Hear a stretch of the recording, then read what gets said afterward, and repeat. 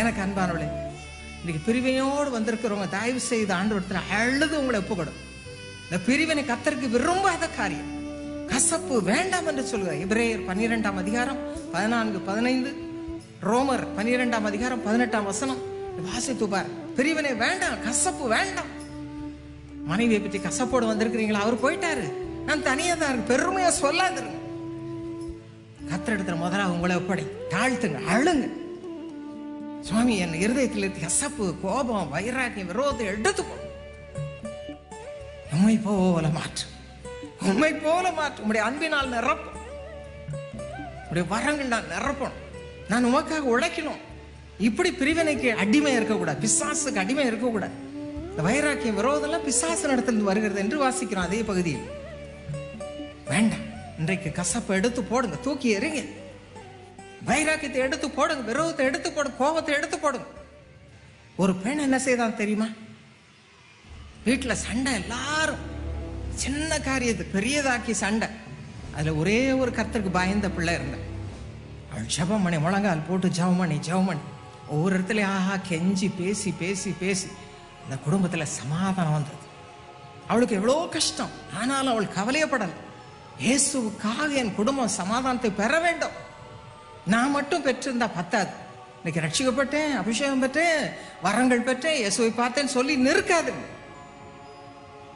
நீங்கள் அப்படி ஒரு சமாதான பாத்திரமாய் மாற வேண்டும். அநேகரை நீதிக்குட்படுத்துகிறவர்களாய் மாற்ற வேண்டும். எனக்கு அருமையானவர்களே, அந்த பெண் அப்படி செய்தனால அந்த விரோதமாயிருந்த எல்லா காரியம் மாறி ஒருமனப்பட்டு எல்லாரும் ரட்சிக்கப்பட்டு அபிஷேகம் பெற்று இன்றைக்கு எல்லாரும் ஊழியம் செய்கிறார். இந்த ஒரே ஒரு பெண். What about you? உங்களை பற்றி என்ன? உங்களை பற்றி என்ன? எனக்கு அருமையானவர்களே, யோசேப்பை பற்றி பாருங்க வேதாகம புஸ்தகத்தில். அவனை பற்றி அநேக காரியங்களை வாலிப வயதில் 17 வயது வாலிபன் தேவன் அவருக்கு வெளிப்படுத்துகிறார் சொப்பனம் மூலம். அவனுக்கு எதிர்காலம் எப்படி இருக்கணும்? அவனுடைய சகோதரர்களை நம்பல, அப்பா நம்பல. அவனுக்கு அதனால எவ்வளவு கசப்பு கஷ்டம் வாழ்க்கையில வந்தது. ஆனால் அவனோ கர்த்தரை உறுதியாய் பற்றி கொண்டான். பாவம் செய்யறதுக்கான வாலிப வயதுல ஒரு நிலைமை வந்தது. சில வாலிபர்கள் கேட்கிறாங்க, பாவம் செய்கிற சூழ்நிலை வருகிறது. திருமணமானவங்க கேட்கிறாங்க, கர்த்தருக்கு பயப்படும் பயத்தோடு நீங்கள் செல்லுங்க, இஷ்டம் போல நடவாதருங்க. அவன் என்ன செய்தான்? அந்த சூழ்நிலையிலே தேவனுக்கு பயந்து பாவத்துக்கு விலகி ஓடினான். அந்த பெண் ஒருத்தி தான் இருந்தா, பாவம் செய்யலாம் செய்துட்டு மறைச்சிருக்கலாம். ஆனால் அவனும் வாலிபன். வாலிபர்களே, இங்க இருக்கிறீங்களா? இயேசுவுக்காக உங்களை முழுவதும் அர்ப்பணிப்பீர்களா? இயேசுவுக்கு நீங்கள் வேண்டும். உங்கள் வாழ்க்கை இயேசுவுக்கு வேண்டும். இயேசு சொல்லுகிறேன், எனக்கு வேண்டும், உன் வாழ்க்கை வேணும். யோசேப்பு நான் பெற்றுக்கொண்டேன். யோசேப்பு தன்னை அர்ப்பணித்தான், நீ அர்ப்பணிப்பாயா? வாலிப பெண்களே, அர்ப்பணியுங்கள்.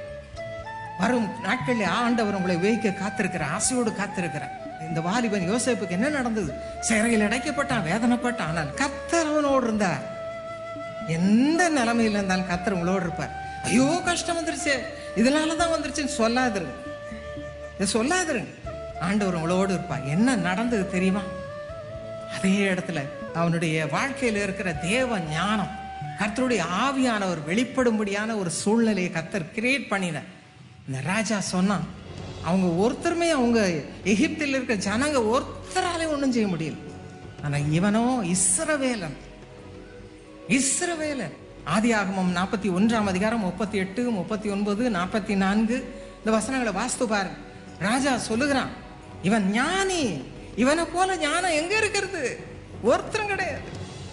தனக்கு அடுத்த ஸ்தானத்துல நீ யாரு என்னன்னு கேட்கவே இல்லை, எகிப்தியன் இல்லையே என்று சொல்லவே இல்லை. கர்த்தர் செய்கிற காரியம், கர்த்தர் உங்களை உயர்த்துவார்.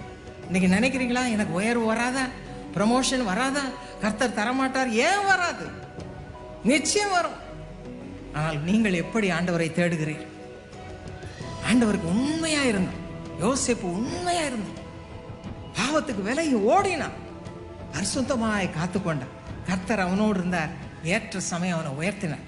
மட்டுமல்ல, கடைசியில குடும்பத்தார் எல்லாம் அண்ணன்மாரெல்லாம் வந்தாங்க.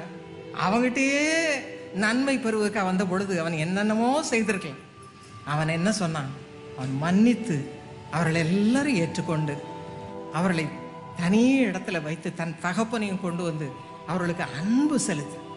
அப்பா இறந்த பிறகு நினைச்சாங்க இனிமே ஒருவேளை நமக்கு தொல்லை கொடுப்பானோன்னு. அப்பொழுது அவன் அன்போடு கடைசி வரை சமாதானத்தின் பாத்திரமாக விளங்கினான். தொலைக்காட்சி நிகழ்ச்சியை பார்த்து கொண்டிருக்கிற அன்பு சகோதர சகோதரிகள், உங்களுடைய வாழ்க்கையில கூட இந்த விதமான சமாதானத்தை ஆண்டவர் இன்றைக்கு கொடுப்பார்.